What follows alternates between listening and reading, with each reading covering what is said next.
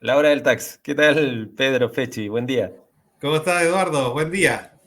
Muy bien, gracias. Oye, es una semana interesante con hartas noticias tributarias. Sí, tuvimos una semana bastante movida, especialmente vamos a conversar un poquito más respecto del acuerdo que llegó el gobierno con la Comisión de Hacienda en el Senado, como Sí, para poder avanzar en este tema del pacto fiscal. Ya hay varias cosas que se están ya dilucidando para el futuro. También respecto de este tema de un oficio que sacó de impuesto interno que vino a aclarar otro oficio que había sacado, pero igual dejó bastantes dudas. Ya por ahí hay bastantes opiniones respecto de, en este caso, el IVA en los DFL2, ya, que también lo vamos a conversar.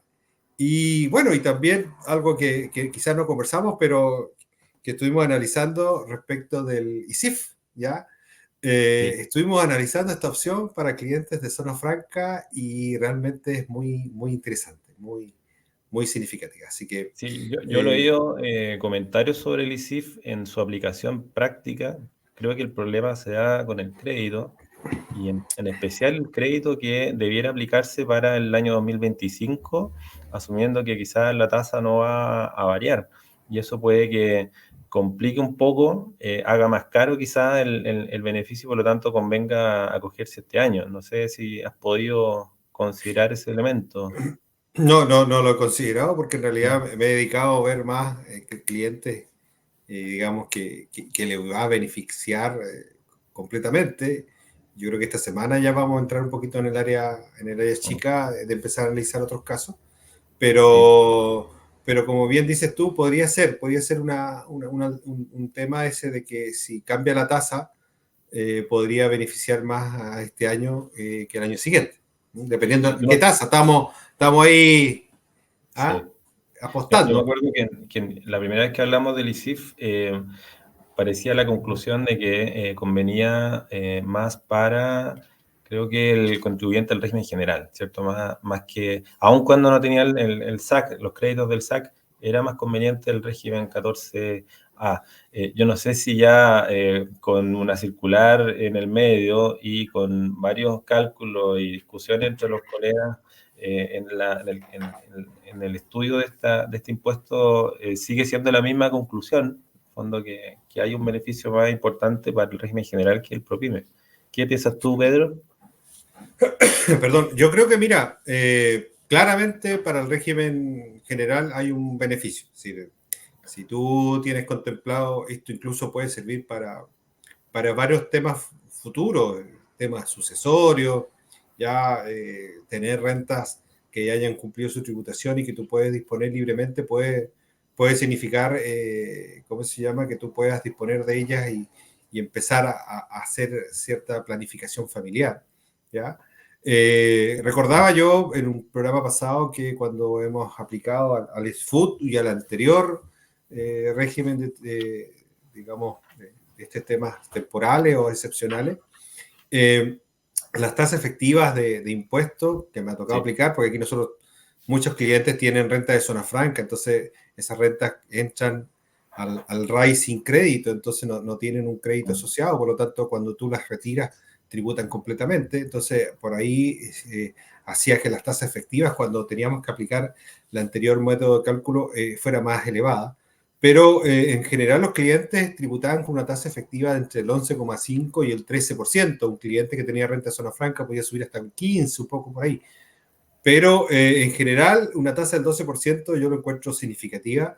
Es una tasa buena. Ahora hay que depender, bueno, si tú quieres o no invertir, porque esta es una forma de pagar anticipadamente los impuestos. No olvidemos, es el candy, por decirlo así, que nos está dando el fisco como Sí. para tributar hoy y no en el futuro. A muchos clientes me han dicho, mira, Pedro, yo no tengo pensado retirar de aquí ni en el futuro, así que derechamente no lo hace.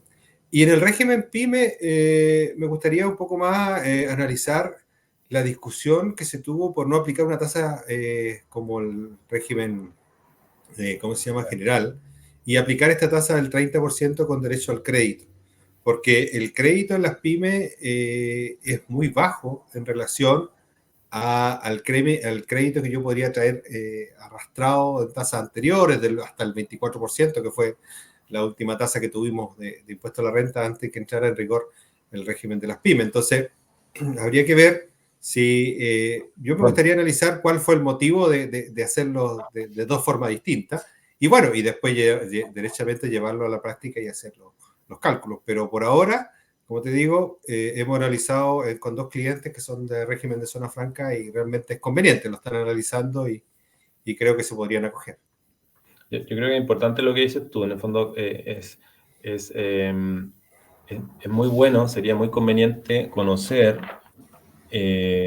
la filosofía, la razón detrás de esta diferencia. Y así como es importante en toda norma tributaria saber las razones de fondo, por qué se legisló de tal manera, ¿cierto? Ese es un argumento que, que yo creo que es súper útil, no solo para que la gente sepa por qué se hizo de tal manera, sino que también es útil para efectos de poder interpretar quizás la norma legal como quedó. ¿Ya?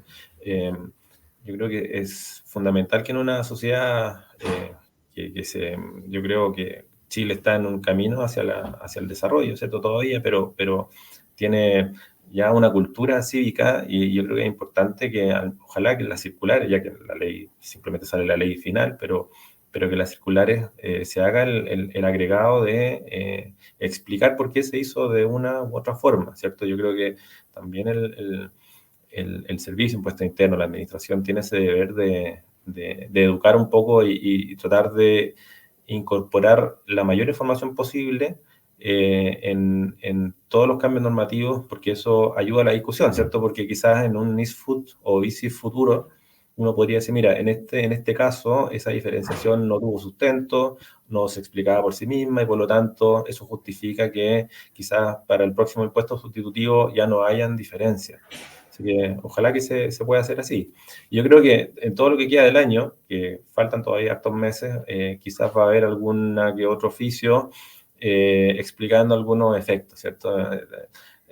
Si uno ve lo que pasó con los impuestos sustitutivos anteriores, esos generaron varios coletazos con oficios posteriores que fueron explicando cuestiones bien pormenorizadas. Efectivamente, la circular no tiene que hacerse cargo de todo, pero yo creo que quizás un contribuyente más o menos prudente va a esperar al menos el último tiempo para poder acogerse ya teniendo mayores antecedentes a la mano y por lo tanto va a requerir la espera de algunos oficios aclaratorios. Hasta ahora no ha salido ninguno, pero Sí, estamos esperando el resultado de la circular, de la sí, consulta pública, y a ver si más o menos cambia o no, o se interpreta. Ahora el oficio, bueno, en la circular, el borrador venían varios ejercicios, digamos, ya un poquito más sí, explicados. eso se Y agradece. como, claro, no, bastante, siempre es bueno que haya el ejercicio porque, bueno, nosotros los contadores nos llevamos harto por los números y a veces entendemos más que con la letra propiamente tal, así que Claro, eh, y lo agrego nomás, claro, se agradece no para los abogados,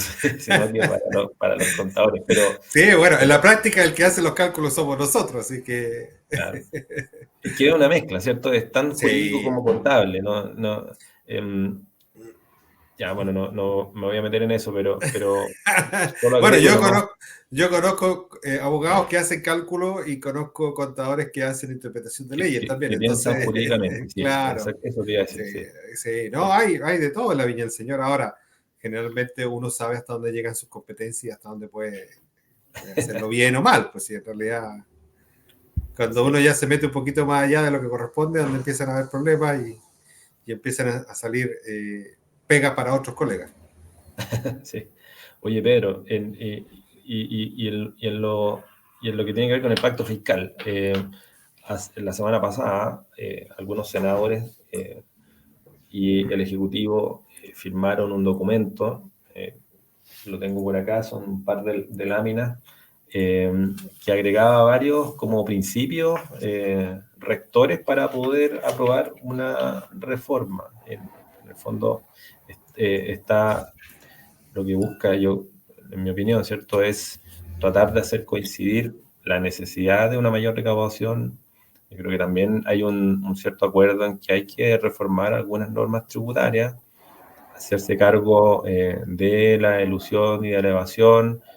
Yo creo que están la mayoría de acuerdo en que hay que hacer cambios, ¿cierto? Y por lo tanto sería quizás iluso rechazar absolutamente una reforma tributaria. Entonces, bajo ese entendido, yo creo que el contenido del pacto, que es una lista de ideas, lo que está planteando es que, si uno lo podría resumir, ¿cierto? Que se busca sintetizar dos grandes necesidades, ¿cierto? Una mayor recaudación, en el sentido de que la gente pague lo que corresponde y que el servicio pueda ser capaz de recaudar lo que corresponde, pero sin que eso entorpezca la actividad económica, en el fondo, todo lo que significa el crecimiento, una buena gestión en el gasto público, ¿cierto?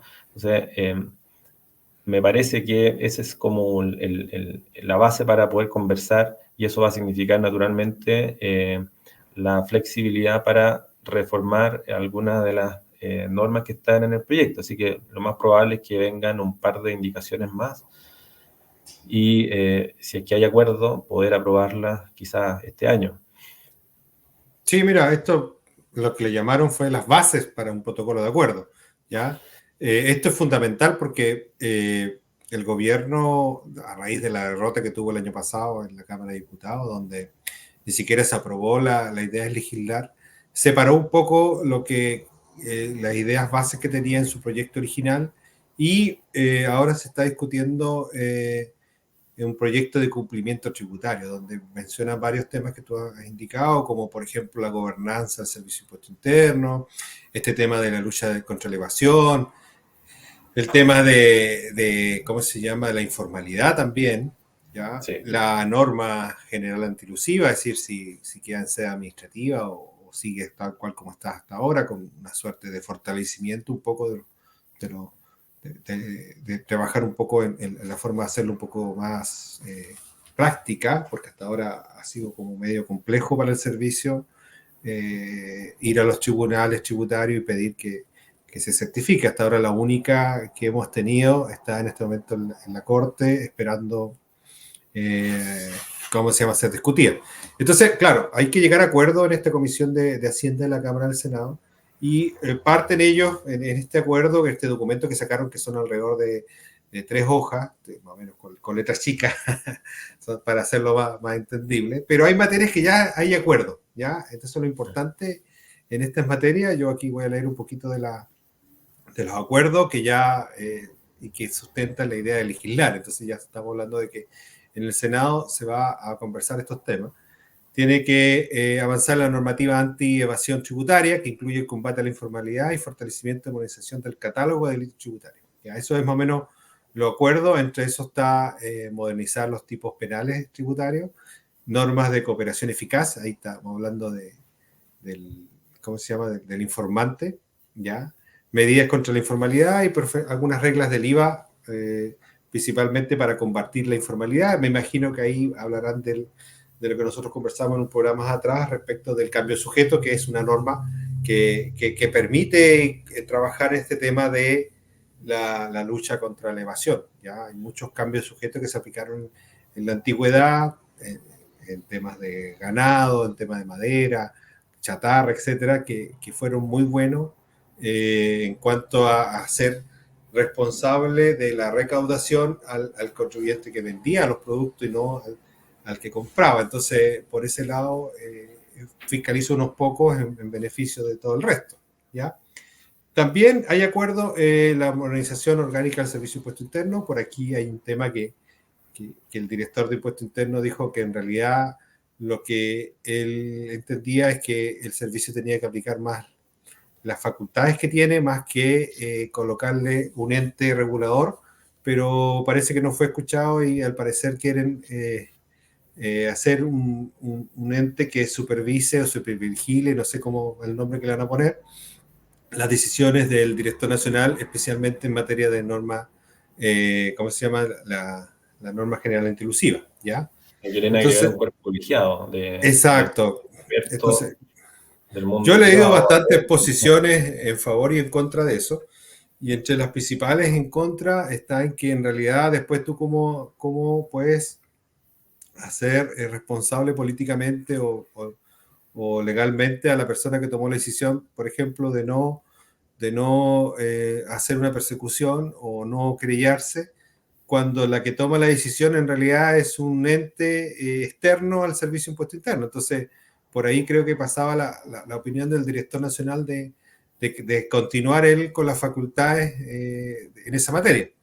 A mí lo que me gustaría, ¿sí? Algo parecido, perdona, existe con esta facultad del director de no querellarse, ¿cierto? Uh-huh. Eh, y simplemente iniciar una persecución administrativa.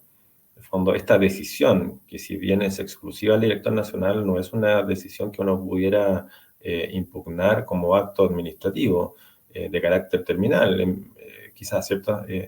Es una decisión que no se puede cuestionar y por lo tanto las consecuencias que vengan de la decisión tomada, el contribuyente solamente tiene que defenderse, pero quizás sería importante poder conocer cómo pudiera cuestionarse o impugnarse esta decisión de, considerando las facultades que va a tener este organismo colegiado, que quizás no van a limitarse a decidir por perseguir una ilusión, sino que también quizás le otorgue mayores potestades. Sí, Y sí. hay que ver cómo va a quedar el poder del director nacional. Lo que sí yo destaco de lo que se puede leer acá en este documento es que se hace presente la necesidad de darle más independencia al director nacional. En el fondo eso es Por súper eso, pero importante. por un lado, pero por ejemplo dice, voy a leer el párrafo respecto de la entidad colegiada externa. Dice es que emite opinión sobre estrategia de fiscalización del servicio de impuesto interno. Si ya se está metiendo derechamente en la pega del servicio, Sí, evalúe su implementación y revise con carácter vinculante ya la juridicidad de las circulares de aplicación general que prepara el servicio en el ejercicio de facultades interpretativas. Es decir, aquí ya le sí, está diciendo, ya está diciéndole, mira, tú tenés la facultad de interpretar, pero este ente va a omitir una opinión también con carácter vinculante, así tenéis que hacerle caso, para respecto a las circulares. Yo creo que aquí viene más que nada la contingencia respecto de esta famosa circular que sacó el Servicio de Impuesto Interno de aplicar el ILA a estos bebidas que venden algunas distribuidoras y que ahora está en la Corte Suprema.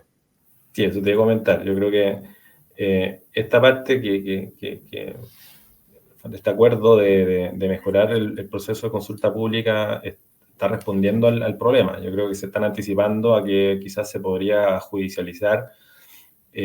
Así que ojalá es súper positivo ese acuerdo.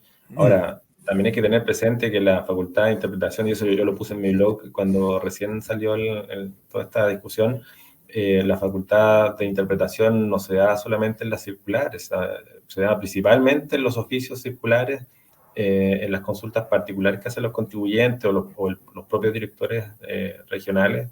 Es importante también que ese proceso de interpretación reconozca que el instrumento más utilizado para interpretar son los oficios y si es que no se hace, eso podría conducir a una maña, ¿cierto?, de que el servicio quiera interpretarlo todo a través de oficios para no encapsularse y tener que someterse a este control de la circular. Entonces, también hay que tener presente cómo lo está haciendo actualmente el servicio, cómo está interpretando y qué instrumento utiliza, que no solamente la circular. Sí, bueno, y también, no sé si hubo un año, no recuerdo, que salieron muy pocos oficios y muy pocas circulares.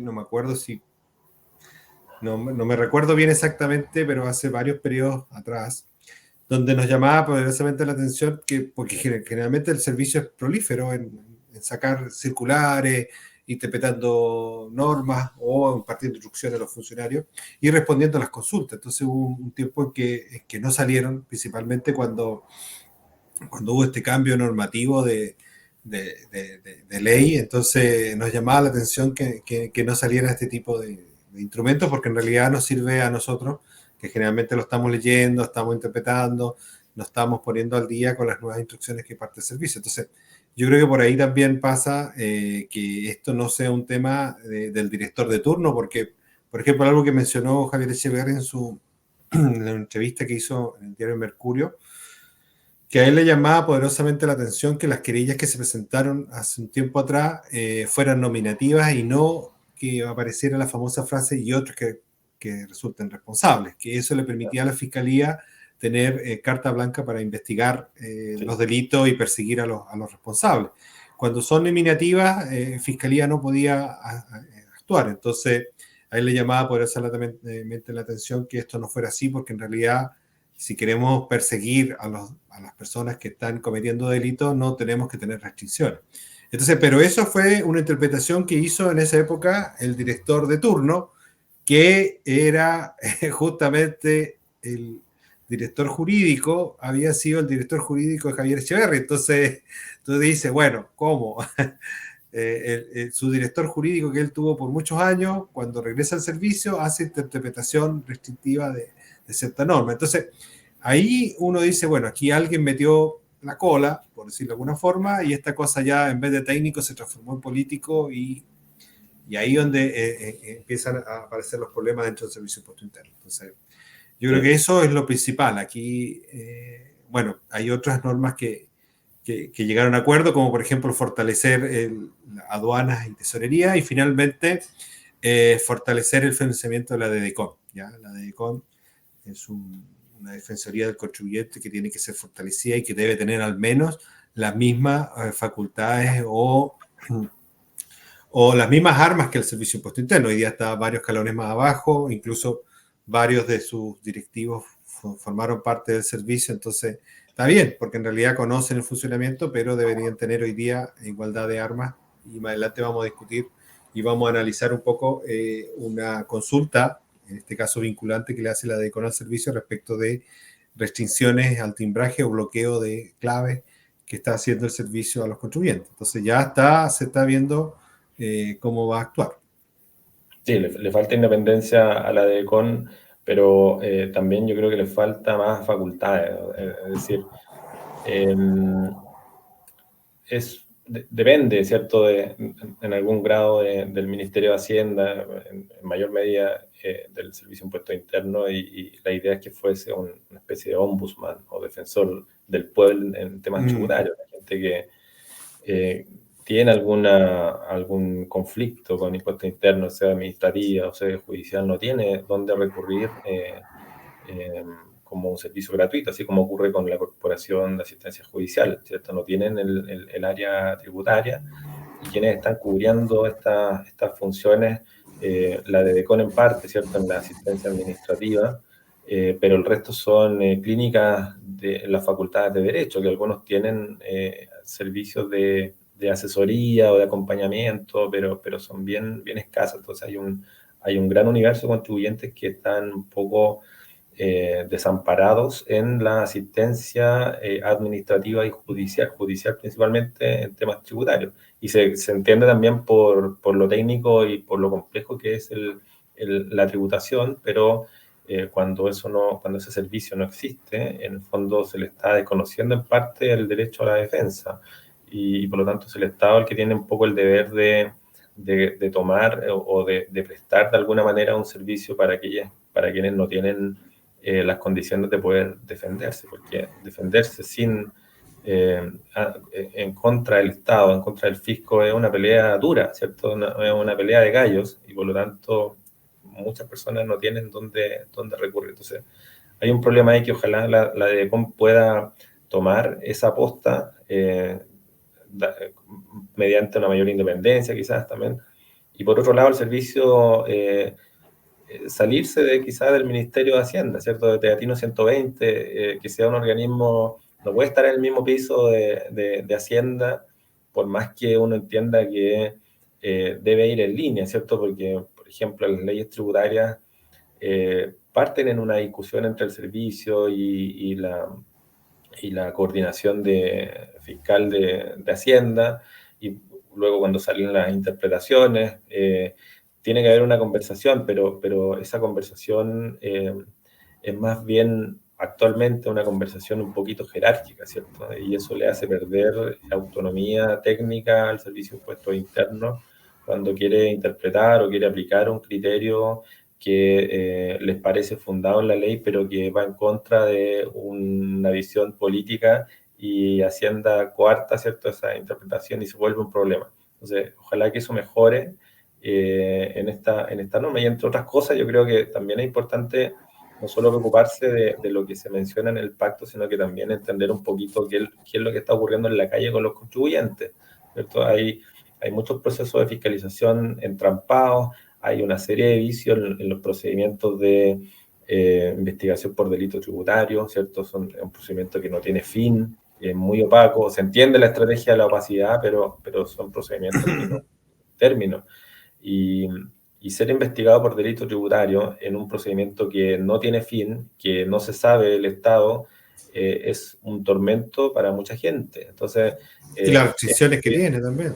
debiese corregirse. Lo mismo con los procedimientos de las citaciones, que no tienen plazo más que el plazo de prescripción, y eso es un absurdo. Cuando el servicio empieza a fiscalizar a través de una citación, tiene un deber de resolver ese cuestionamiento en un plazo más breve sin tener que esperar los 3 años. Es una sinvergüenzura, en mi opinión, ¿cierto?, de hacer descansar una investigación con todo el efecto económico y psicológico que tiene el estar vinculado en un proceso de fiscalización, porque la gente está esperando que salga una liquidación, un giro, hay un temor, ¿cierto? Y desconcentra toda la energía que tienen las empresas para poder dedicarse a sus negocios. Entonces, ojalá que también sensibilice en esta oportunidad el legislador y resuelva problemas que están complicando a los contribuyentes. No solamente estos bloqueos, ¿cierto?, que son problemas bien graves, sino que también, digamos,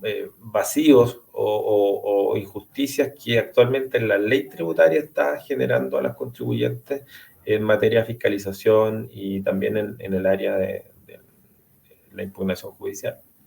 Sí, bueno, ahora último, para complementar lo que tú estás indicando, salieron los giros de liquidaciones que habían sido emitidas en el año 2021.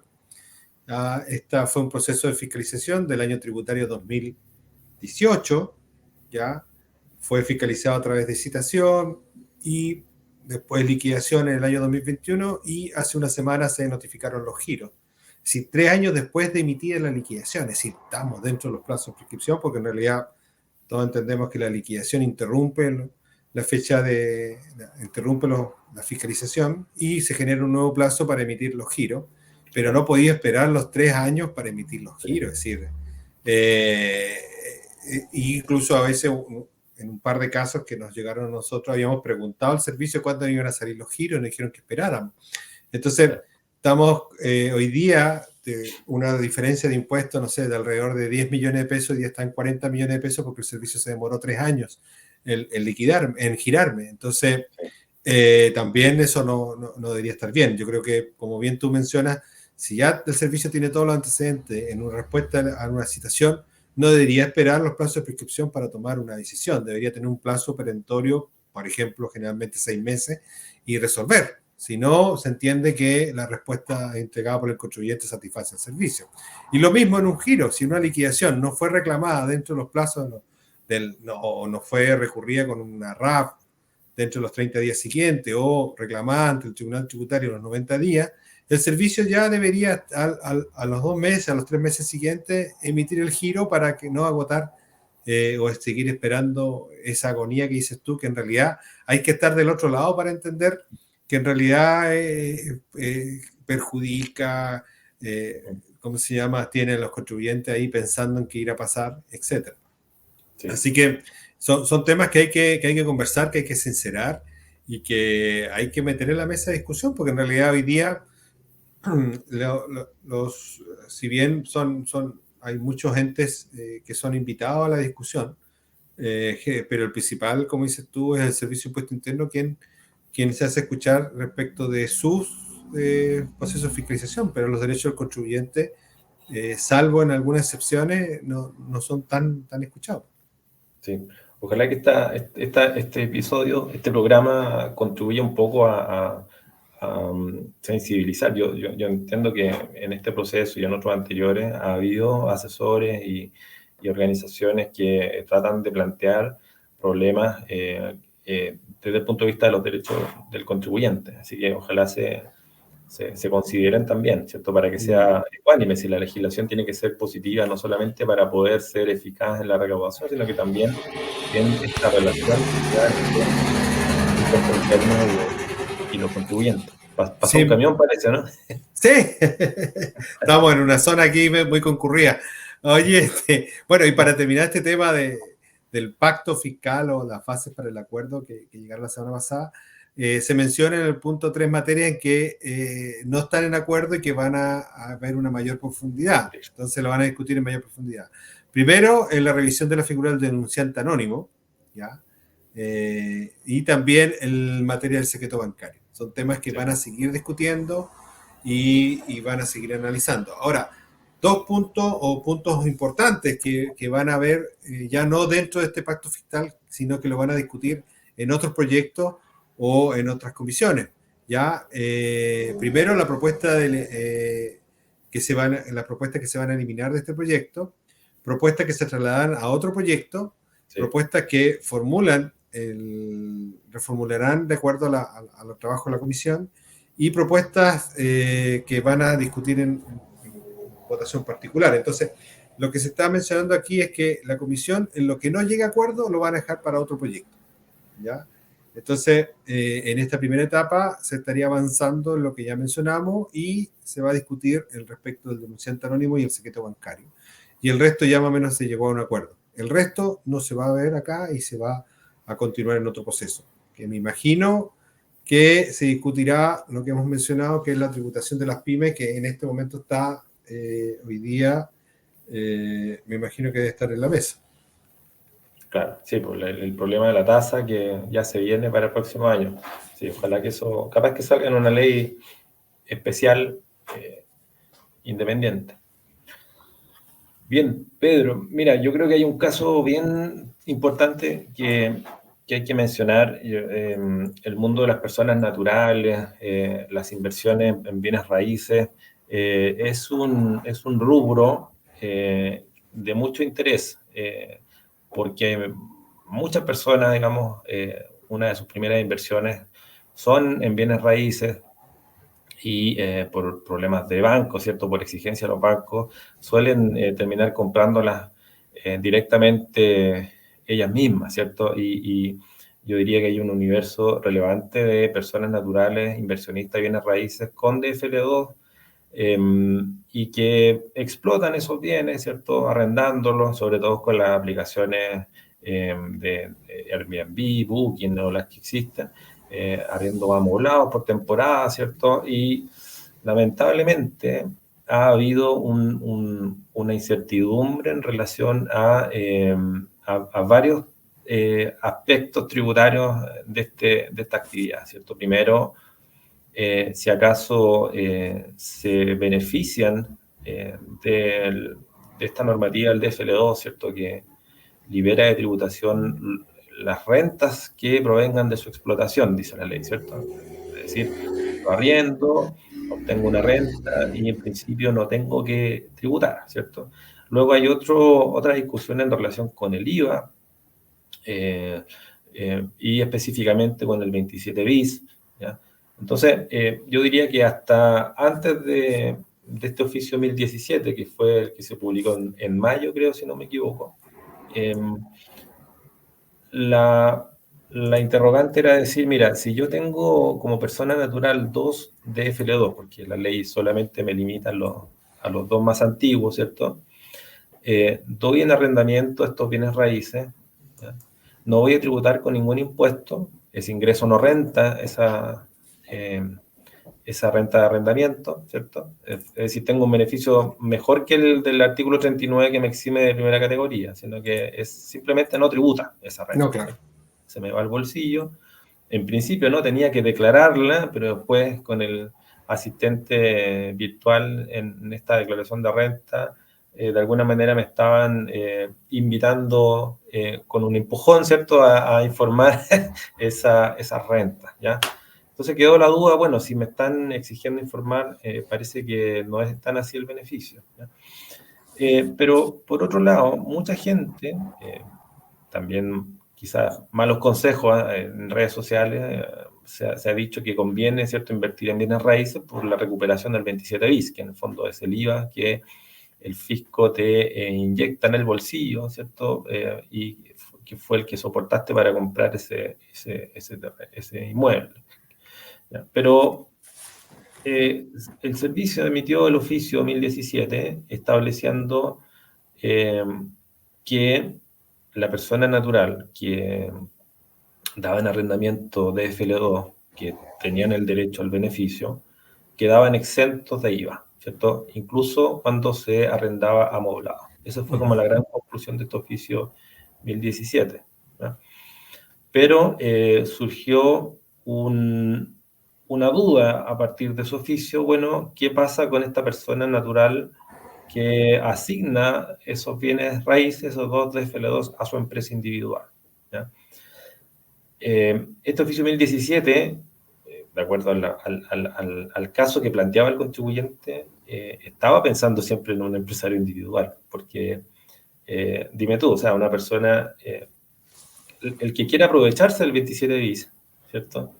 Es una persona natural que tiene que iniciar actividades como empresario individual. No existe como en la persona natural que tributa según contrato y hace uso del 27 bis. No existe, ¿cierto? No hay un No. contribuyente, por lo tanto, el único camino es el empresario individual. Bueno, ahí criticable, ¿cierto? El oficio quizás le faltó un poco de calle en no tener presente, bueno, quién es la persona natural que suele hacer uso del beneficio del 27 bis.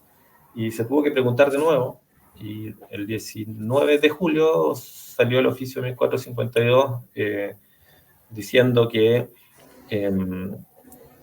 cuando esta persona natural incorporaba estos DFL2 a su empresa individual, al ser la misma persona, el mismo root, ¿no? No pierde el beneficio del DFL2, ¿cierto? Y por lo tanto, esas rentas no tributan, y al no tributar, aplica la exención del IVA por el arrendamiento de los bienes raíces amoblados. Y por lo tanto, al quedar exentos de IVA, no va a ser posible hacer uso del beneficio del 27 bis, ¿cierto? Esa fue la conclusión del oficio 1452. En el medio, ¿cierto? En este asistente virtual se señalaba un caso, ¿cierto? De la persona natural que asignaba estos DFL2 a su empresa individual, perdía el beneficio porque ya no era la persona natural que el legislador del DFL2 tenía en la cabeza. Y por lo tanto quedaba un poco de... se separaba, ¿cierto?, entre persona natural y empresario individual. Pero el oficio 1452 vino a establecer el otro criterio, ¿ya? Y decir simplemente que lo incluya o no, lo incorpora o no la empresa individual, esos DFL2 van a tener el beneficio, no lo pierdan, ¿ya? Ahora, el problema no es de renta, el problema es de IVA, ¿cierto? Porque al quedar beneficiado del DFL2, el arrendamiento amoblado queda exento, por lo tanto, no se puede aprovechar el beneficio del 27 bis. Si uno concluyera estos dos oficios, están limitando, ¿cierto?, el 27 bis a las personas naturales que invierten en inmuebles de FL2 para su explotación como vía arriendo amoblado. Se está limitando el 27 bis. No sé qué opinión tú tienes de estos criterios. Mira, bueno, ya hemos conversado en capítulos anteriores respecto de este tema del DFL2.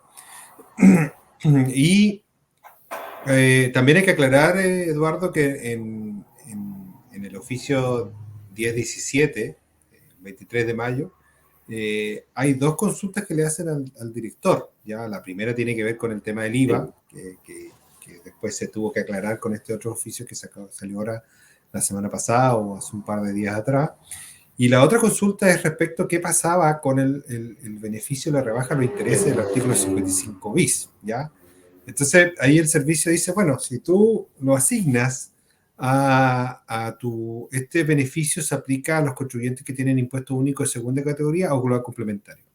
Pero si tú asignas tu bien, acogido el DFL2, renta de arrendamiento, ya pasa a ser un contribuyente de primera categoría, ¿ya? Y ahí el servicio dice, y yo creo que aquí va en la línea con lo que se menciona en el asistente tributario respecto de que si tú asignas tu DFL2 ¿cómo se llama? A tu empresa individual, pierdes la exención de renta, ¿ya? Que más o menos lo que dice el asistente tributario del Servicio de Impuesto Interno. Porque aquí dice, con todo, en la determinación de la base imponible de primera categoría podrá deducir como gastos estos intereses pagados. Entonces ya le está diciendo, oye, si sigue con la exención, ¿por qué le dice que podrá descontar los intereses ganados? Entonces, el servicio yo creo que cuando mencionan en el oficio respecto de que este contribuyente no pierde los beneficios del DFL2, yo creo que se refiere a la exención del IVA y no a la exención de renta, ¿ya? Es un tema que ahora quedó ahí, porque en realidad uno lo podría interpretar como lo dices tú, porque en realidad claramente dice el oficio que no pierde los beneficios del DFL2, pero por otro lado le está diciendo, de acuerdo al asistente, que sí tiene que tributar, ya no pierde la exención del DFL2 al asignarlo a tu empresa individual, y aquí le dices que los intereses lo puedes rebajar de tu impuesto de primera categoría. Entonces, yo creo que ahí, ¿cómo se llama? El servicio está diciendo, sí, mira, tienes la exención del IVA, porque es una exención que está en la norma del IVA, pero no tienes la exención de impuesto a la renta. Bueno, esto a raíz de que el servicio quiso aclarar una situación, al final lo está complicando un poco más. Pero nosotros lo habíamos conversado en otro podcast, de que hay muchas empresas que están ofreciendo este tema de recuperar el IVA como forma parte de vender las unidades inmobiliarias que tienen. Le dice, oye, invierta en un departamento de FL2 y ahórrate el IVA. Ese es ¿cuánto se llama? El comentario que hacen o el gancho para comprar. ¿Y cómo recupero el IVA? No, asígnalo a tu empresa individual, pasas a ser contribuyente de primera categoría y, ¿cómo se llama? Y como eres contribuyente de primera, arriéndalo amoblado y ahí recuperas el IVA de la compra de este inmueble. Ahora el servicio le dijo, no, mira, sabe que como es de FL2, tiene exención del IVA, por lo tanto no puede recuperar el 27 bis, ¿ya? Pero en el tema renta, yo creo que ahí nosotros, lo que hemos trabajado hartos años con este tema del DFL2, sabíamos que si tú asignabas tu DFL2 a ¿cómo se llama? A una empresa individual, perdías la exención, ¿ya? Y también este tema de rebajar los intereses por crédito hipotecario de la base imponible complementaria. Entonces, yo creo que hay un tema que no lo ha dicho, salvo en el asistente, donde sí claramente dice que se pierde el beneficio, pero a través de un oficio no he visto que el servicio haya dicho que el contribuyente queda afecto de impuesto a la renta. Yo ¿Tú creo qué que va a tener piensas? que salir un tercer oficio aclarando la situación. Es lamentable. A ver, bueno, como tú sabes, yo trabajé en normativa, en la parte donde se emitían oficios, y una de las actividades recurrentes era las consultas que nos hacían desde las direcciones regionales, criterios específicos que no estaban en una circular, en un oficio, pero sí estaban en el asistente o en la parte de ayuda, de preguntas frecuentes Claro, del servicio, ¿sí? Y nosotros nos deparábamos con varias respuestas en estas preguntas frecuentes que o estaban desactualizadas o derechamente respondían una cosa distinta de lo que correspondía interpretar, ¿ya?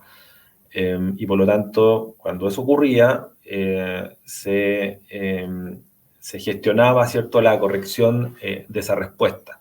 Entonces, todavía no existe, no ha llegado el momento en que todas las preguntas frecuentes estén alineadas con el área de normativa. Entonces hay una serie de respuestas que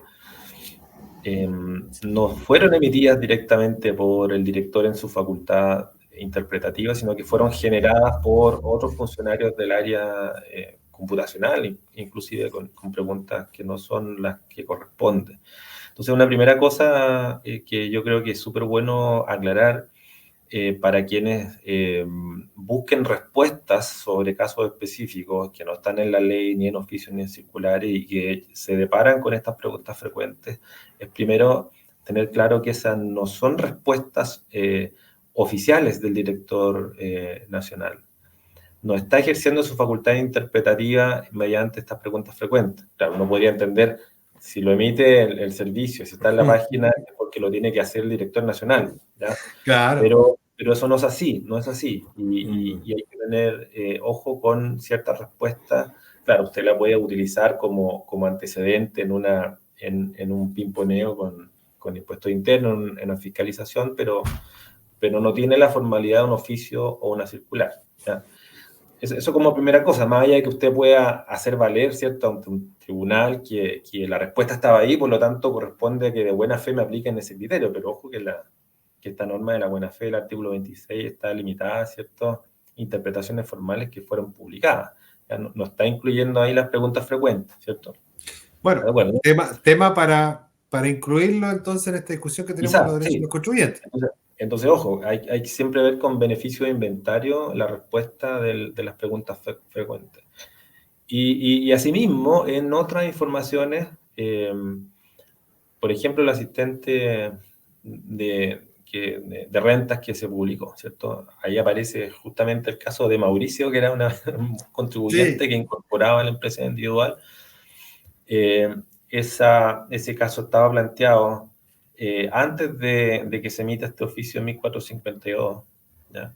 Y como bien dice, o sea, era como el razonamiento lógico. Uno diría, mira, si son DFLO y lo incorpora a la empresa individual, ya perdiste. O sea, por lo tanto, es un contribuyente de la primera, no tiene derecho a la exención de la primera categoría, el 39, número 3, y por lo tanto el arrendo amoblado siempre va a estar grabado con IVA. Ese era como el entendimiento. Yo también habría aconsejado lo mismo, pero este oficio 1452 me parece que viene a ser como el criterio oficial, y por lo tanto debiera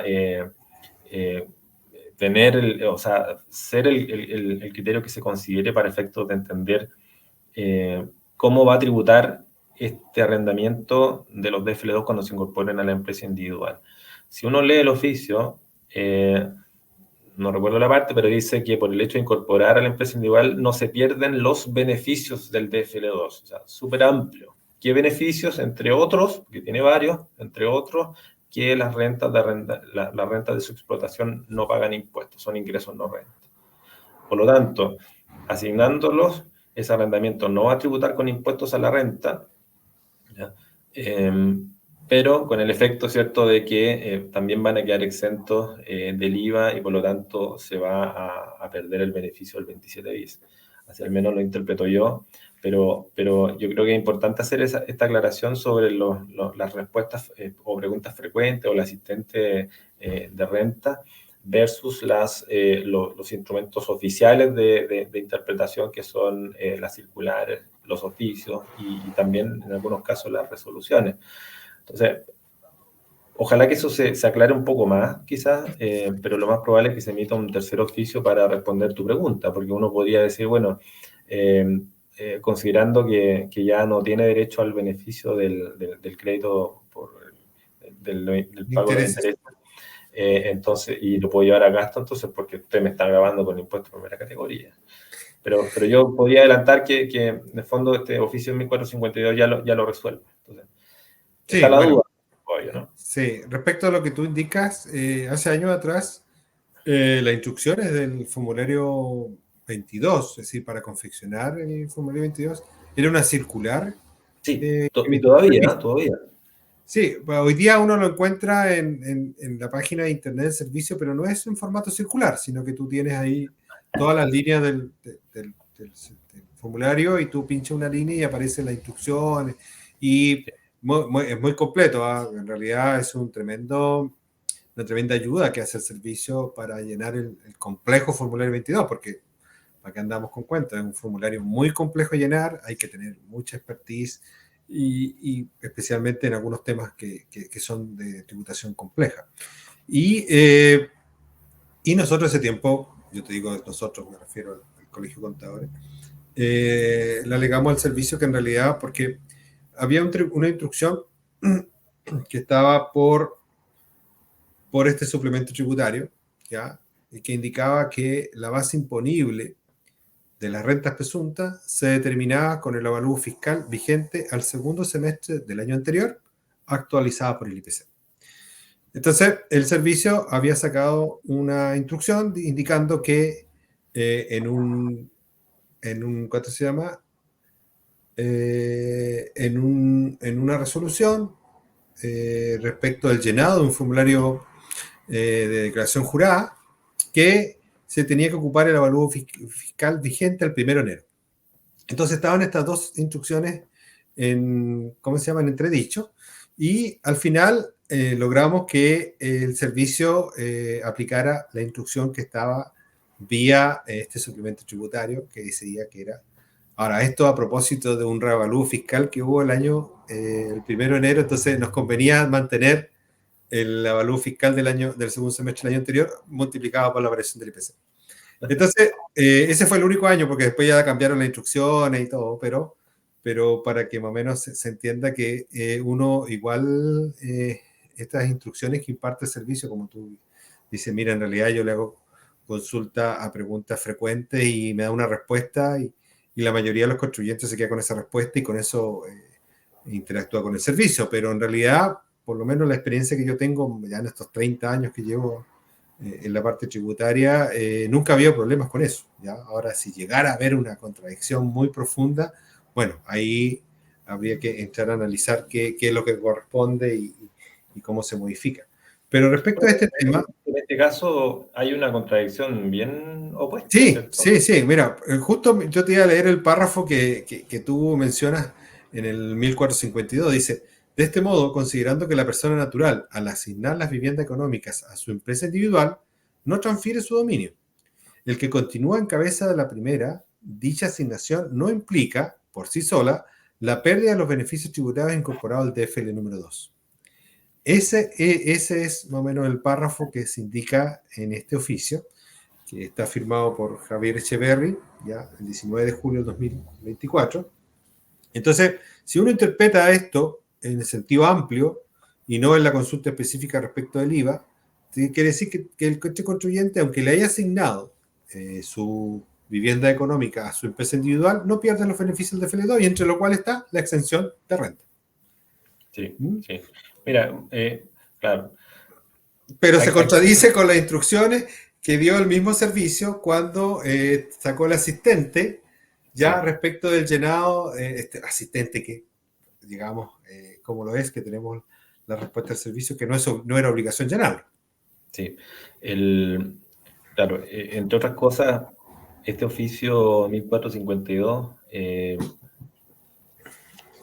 claro, eso lo desarrollo un poquito en mi blog, elabogadotributario.blog, ¿cierto? Pero en el fondo plantea una discusión que ya existía tiempo atrás, ¿cierto?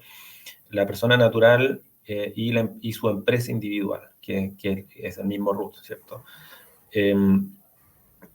El beneficio del DFL2 está otorgado a la persona natural. No hay otro antecedente que explique un poco, ahí yo pongo en mi blog que parece que sí, porque en el fondo estaba excluyéndose este beneficio al inversionista inmobiliario, ¿cierto?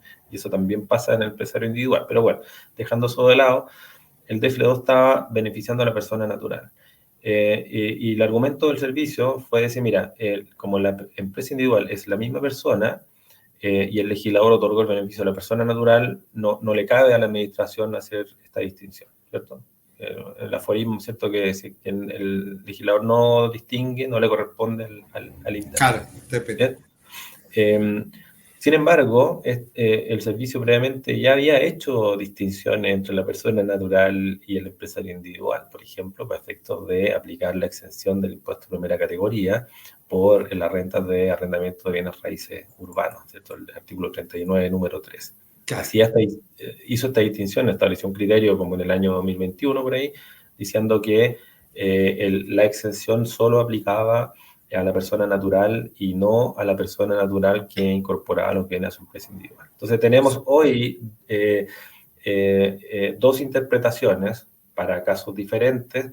En uno, distinguiendo a la persona natural de la empresa individual, y en el otro, este 1452, no diferenciándola, ¿ya? Entonces, llama la atención, uno podría interpretar que es arbitraria esa distinción, ¿ya? Porque en un caso sí y en otro caso no. Lo correcto sería decir quizás que la exención del 39 número 3 de la primera categoría aplica incluso a la persona natural que incorporó los bienes a la empresa individual. Y eso haciéndolo conversar con este oficio de que no pierde el beneficio del DFL2 por incorporar los bienes raíces de la empresa individual. Ese debería ser como el criterio, ¿no? En mi opinión. Sí, mira, al final si tú lees ambas interpretaciones, al final el único que gana con la interpretación es el fisco, porque por un lado te dice, mira, si tú asignás tu DFL2 a empresario individual, en renta queda afecto impuesto a la renta. Pero en IVA queda exento de IVA porque yo entiendo que no pierdes los beneficios del DFL2. Bueno, ¿cómo quedamos? Es más o menos esa es la interpretación. Entonces, yo creo que aquí, claro, como bien hemos señalado, aquí queda un tercer oficio todavía por Sí. sacar. No sé quién irá a hacer la consulta, pero más o menos queda esa duda. ¿Ya? Yo creo que... Claro.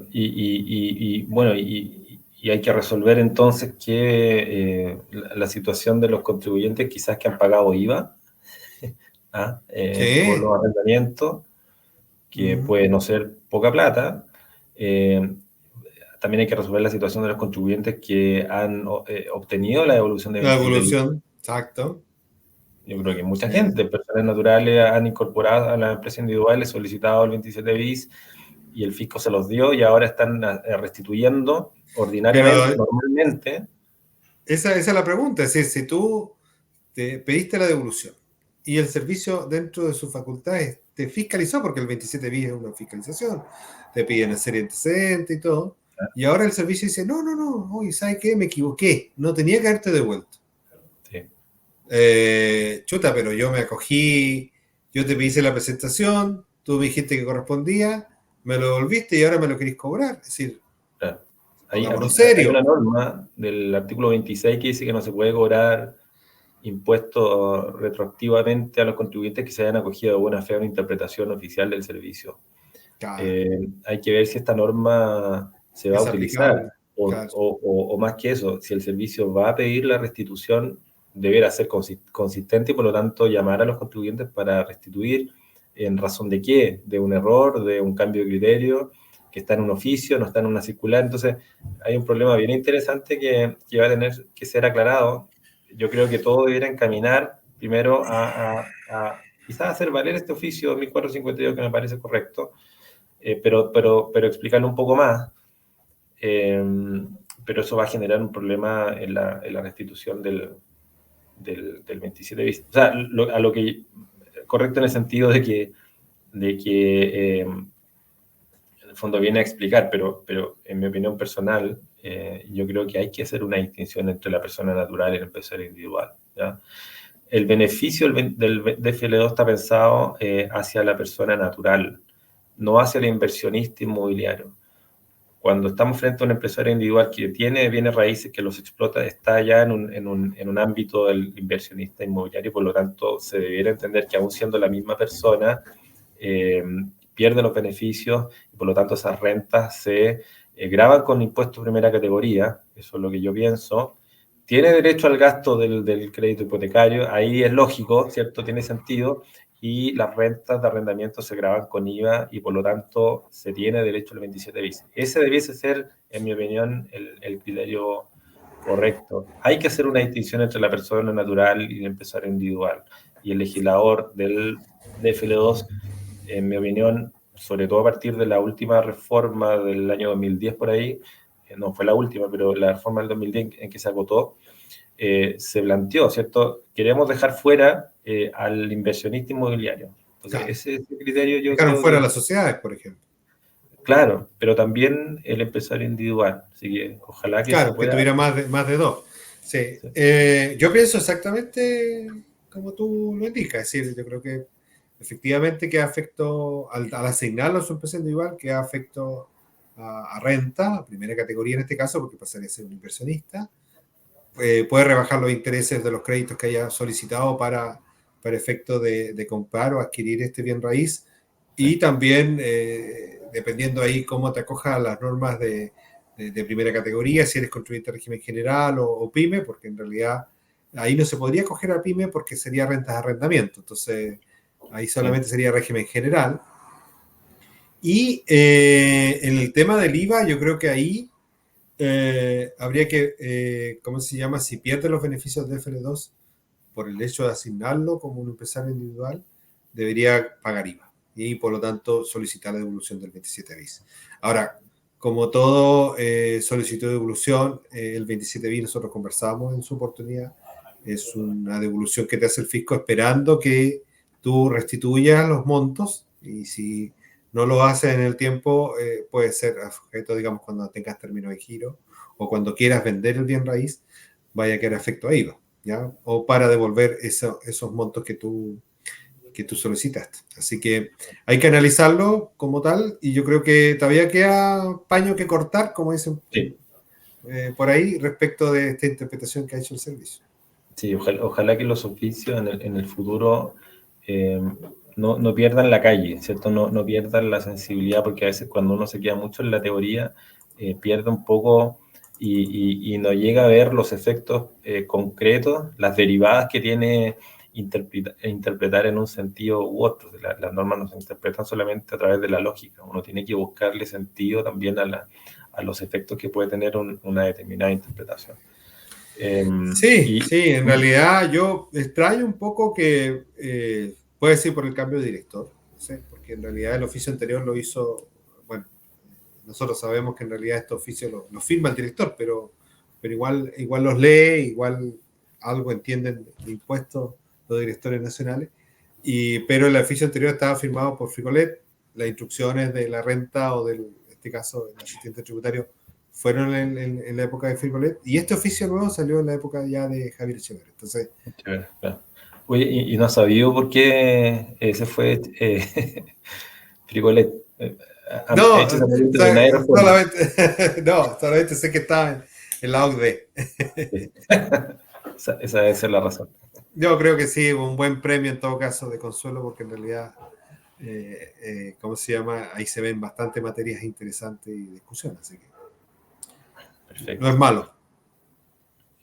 Pedro, mira, quizás ya invitando al próximo episodio, que vamos a hablar un poquito de los derechos de los contribuyentes. Ojalá, yo creo que Sí, sí, oportunamente, porque como comenzamos al inicio del programa, hay hartas cosas que corregir en la normativa actual para que los derechos de los contribuyentes no queden en el papel, ¿cierto?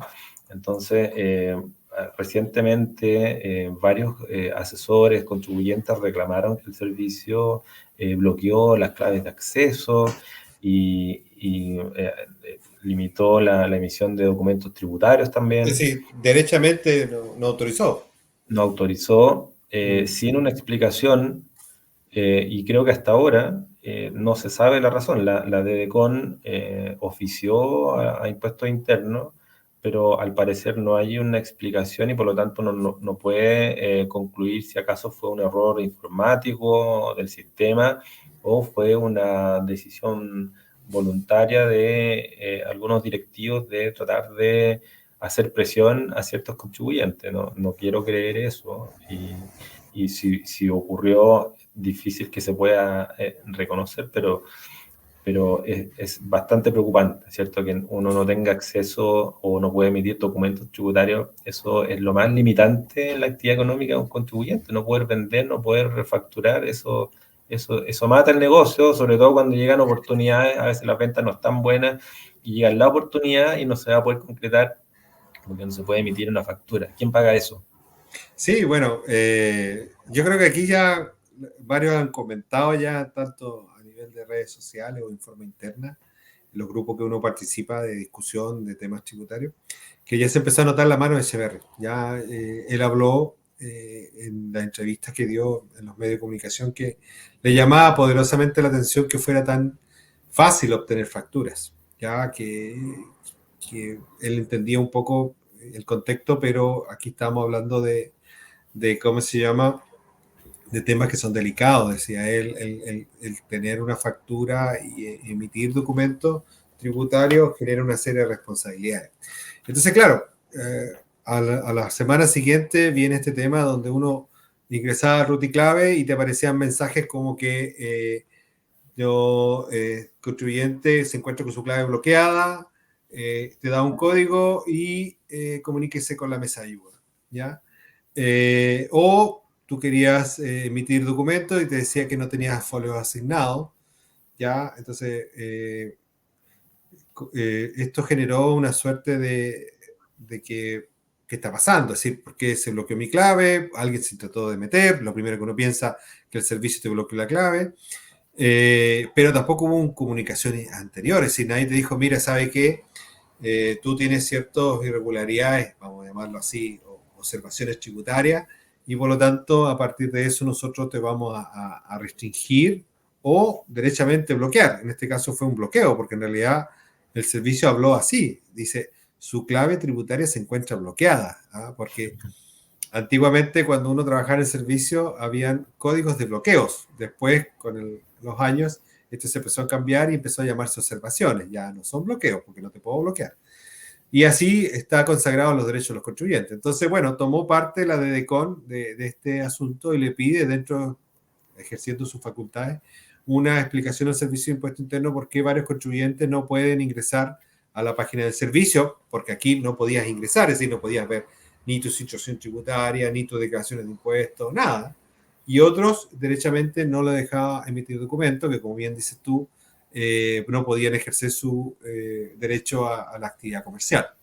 Entonces, aquí nos encontramos ante una situación nueva que no se había dado anteriormente.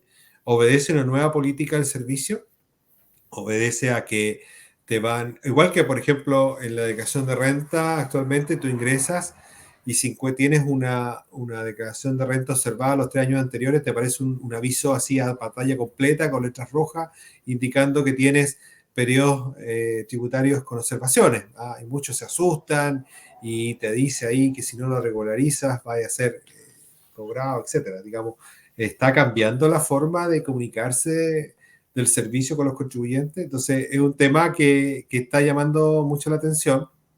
Qué bueno que la DECON haya tomado ya una acción positiva y que le esté preguntando el servicio. Todavía no sabemos la respuesta porque en realidad tiene un plazo todavía para responder.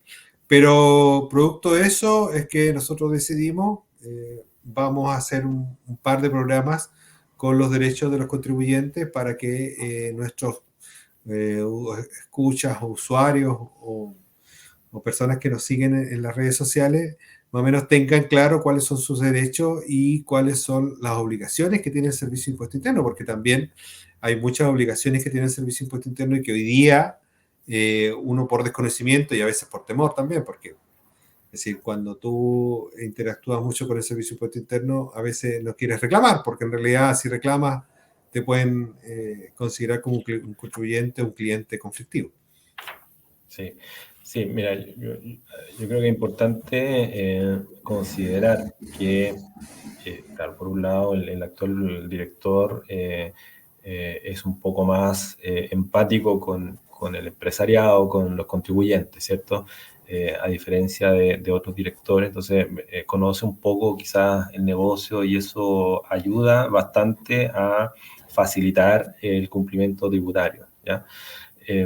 Pero entendamos también que se viene a incorporar con una misión muy fundamental de reforzar el control de la elusión y evasión, ¿ya? Y esa es yo creo, su gran misión. Y quizás, entre otras razones, por su mérito, él fue llamado producto de que en su época él avanzó mucho en esa materia, ¿ya? Pero sin embargo avanzó mucho con una normativa muy diferente de la que existe hoy en día. Entonces, hay que tener ojo, ¿cierto?, en que quizás no siga pensando el director con la normativa que tenía en su cabeza años atrás y que sea capaz de ser advertido de qué es lo que existe hoy en materia de derechos de los contribuyentes y específicamente en materia de emisión de factura. Hay un artículo solito, el 8 ter del Código Tributario, que autoriza sí o sí la emisión de documentos tributarios y solamente permite la limitación o restricción mediante una resolución fundada y bajo ciertas situaciones. Entonces, es importante, yo entiendo que todos los estamentos del servicio van a tratar de hacer el contrapeso, de quizás actualizar al director. Estoy en el escenario, ¿cierto? Que no lo Claro, tengo en la cabeza. Yo creo pero que yo creo sí. que tiene asesores que le tienen que decir sí o no. Claro, tiene asesores, yo creo que esa es la clave.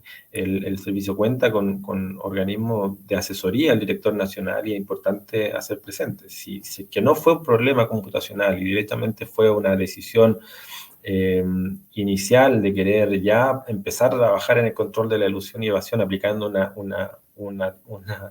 un bloqueo, ¿cierto? Con la normativa anterior hay un problema bien grave porque existen ya normas y estamos en otro contexto, ¿cierto? Ahora, que tengamos normas garantísticas a los contribuyentes no significa que con esas normas los contribuyentes están a salvo. Hay una serie de necesidades de corrección en materia de derechos de los contribuyentes. Este catálogo del 8 bis no resuelve todas las situaciones que pasan en el día a día y por lo tanto hay una necesidad de mejorar este recurso de resguardo que se presenta ante el propio servicio. Tiene que ser mejorado, tiene que perfeccionarse. La acción de vulneración de derechos que se presenta ante el juez tributario también son juicios de larga, que puede demorar mucho tiempo y eso hace, digamos, que el derecho del contribuyente al final no sea respetado. Por lo tanto, yo creo que se amerita un programa hablando sobre las necesidades que puede tener y aprovechar de que en esta reforma se incorporen esas soluciones. Sí, mira, a modo de ejemplo nomás, en este oficio que envió la DEDECON al servicio respecto, consultando que el informe respecto de estas situaciones que están denunciando algunos contribuyentes a la DEDECON, le dice que ellos ven, en un principio, posibles vulneraciones a los derechos de los contribuyentes y menciona 4. Primero, la imposibilidad de obtener información y una atención diligente y oportuna respecto a la situación particular del contribuyente, ¿ya? Y ahí hace un análisis. La segunda dice imposibilidad de tener certeza respecto a la correcta aplicación de normativas, facultades de fiscalización del Servicio de Impuesto Interno que permita la adopción de la medida de inhabilidad de las claves de acceso, ¿ya? ¿Por qué no me dejas entrar? ¿Por qué dice esta clave está bloqueada? La ausencia de resolución fundada en la adoptación de medidas de inhabilidad de las claves de acceso, especialmente en casos que pudieran poner en riesgo el normal desarrollo de la operación económica. Y finalmente, dice que la ausencia de notificación al contribuyente de la adopción de las medidas de inhabilidad de las claves de acceso. Es decir, ni siquiera me mandaste un oficio, me notificaste, etc. Entonces, es importante, como todo contribuyente, yo creo que incluso los que trabajamos día a día en este tema de los temas tributarios, no conocemos a la perfección los derechos que tienen los contribuyentes y menos nuestros clientes o los contribuyentes. Entonces, por eso encontramos que es súper oportuno a raíz de estas situaciones y también de la discusión que se está dando en el Congreso, de hacer un programa respecto de este tema, o uno o un par de programas, porque en realidad yo creo que esto da para muchos temas, y respecto aclarar algunas situaciones y ojalá podamos dar, como siempre lo hemos hecho en estos programas que estamos haciendo, con ejemplos prácticos o con situaciones que podían ocurrir. Sí, sí, y destacar nomás que existen vías para poder impugnar esas infracciones a los derechos, ¿cierto? Exacto. Y que, o sea, ojalá siempre necesiten un abogado, ¿cierto? Pero, Es lo pero, ideal, ¿eh? Yo siempre recomiendo eso. pero también los contribuyentes lo pueden, digamos, realizar personalmente o los asesores, un contador auditor, existe un mecanismo online en donde uno puede, digamos, presentar un recurso de resguardo, por ejemplo. Obviamente que un recurso mejor preparado es cuando tiene un sustento jurídico, porque entendamos quién resuelve un recurso de resguardo en el servicio. Es un abogado resolutor, ¿cierto? Entonces, Claro. por una cuestión, digamos, de programación neurolingüística, yo creo que es importante hablarle en el mismo idioma a la otra parte, ¿cierto? En el mismo tono, y eso Sí, pues favorece un no, poquito claro. la comprensión. Es que igual, es decir, ¿qué pasa si el recurso de resguardo, por ejemplo, sale rechazado? ¿Qué otras instancias tengo? Entonces, yo creo que hay un montón de preguntas y dudas y respecto de cómo hacerlo, y yo creo que nosotros podemos aportar en esas materias. Yo creo que ahí es importante esta labor que estamos haciendo nosotros de discutir, analizar, ver algunas situaciones, algunos temas puntuales que hemos discutido en programas anteriores, donde hemos entregado nuestra apreciación desde dentro, desde fuera, y también lo que hemos visto en la práctica. Y también ahora ya en un tema que es súper relevante y que entendemos que todos deben tener conocimiento. Bien, ahora invitamos a los que asisten a este programa a comentar en YouTube o en Spotify, eh, comentar, ¿cierto? Aportar, corregir quizás, ¿por qué no? Nosotros también podemos en la discusión plantear cuestiones que son incorrectas, entonces también la invitación es que puedan comentar y participar y formar parte de esta comunidad. Así que está la invitación hecha para proponer otros temas. Nosotros con el tiempo vamos a ir mejorando la plataforma, ¿cierto? Hay que hacer una inversión, pero yo creo que el fondo, el contenido es lo que realmente importa en este programa, más allá de las caras que aparezcan. Sí, no, pero lo bueno, Eduardo, que bueno, lo hemos comentado también nosotros en forma interna, es que esto está dando pie a que otros se estén animando y estén empezando a conversar sobre temas tributarios. Si bien nos fuimos los primeros, ya, fuimos uno de los que ya llevamos más programas en cuanto a estos temas, porque en realidad muchos empiezan y después como que se ¿Verdad? desaniman un poco, porque en realidad es harta la inversión en tiempo personal de cada uno, pero a ambos nos gusta comunicar, a ambos nos gusta conversar Sí. y la complementación ha sido muy buena. Entonces, pero ahora hemos visto en redes sociales que hay otros que se están animando a hacer programas también de podcast, de temas tributarios. Así que bien, pues bienvenidos sean. Cuanto más discusión tengamos, cuanto más divulgación de estos temas tributarios tengamos, yo creo que hacemos más ¿cómo se llama? Más entretenida esta profesión, porque en realidad el otro día, hacíamos de ejemplo nomás, un muchacho de cuarto medio me preguntaba, ¿sabe qué? Quiero estudiar o administración de empresa o contador. ¿Y usted qué me puede decir? Yo le digo, toda la vida estudia contador. Pues me decía, pero no hay fome esto estar todos los días con números. Digo, pero lo que menos veo yo hoy día son números, pues le digo yo. Y aparte que siendo contador, tú puedes ser administrador de empresa igual. Entonces, pero siendo administrador no puedes ser contador. Así que por ahí lo estuve incentivando a que tome esta profesión, que en realidad que podemos discutir diferentes temas, quizás no con la profundidad que lo hace una persona que es especialista en temas legales, pero sí siempre podemos dar nuestra opinión práctica de las cosas que estamos viendo día a día. Sí, claro. Sí, también el público, no solamente quizás el asesor, el contador, sino que también los mismos inversionistas, contribuyentes, los estudiantes de derecho, de contador auditor, una serie de personas del gobierno también que se pueden interesar. Yo creo que podríamos hacer una invitación a formularnos preguntas específicas y que nosotros respondemos en los programas siguientes. No sé si te Sí, parece bien. súper, súper. Y tenemos dos desafíos pendientes. Primero, hacer una invitación a alguien que converse con nosotros, a un profesional, ya sea experto en alguna de las áreas que nosotros vamos a analizar, o alguna persona que tenga cierta expertise en un mercado o algún comercio.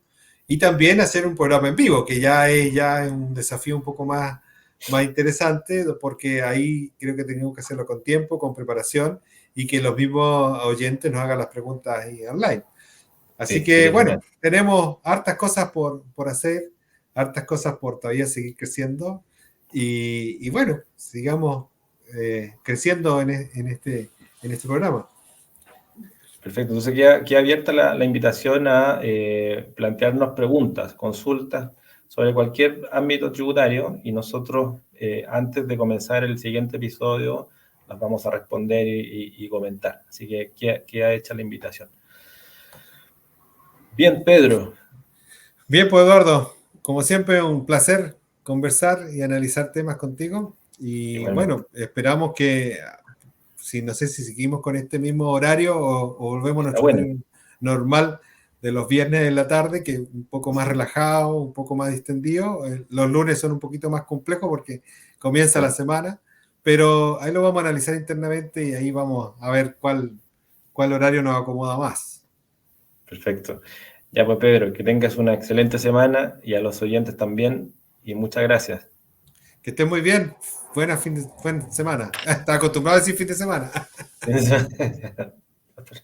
Chao, chao, chao. Chao.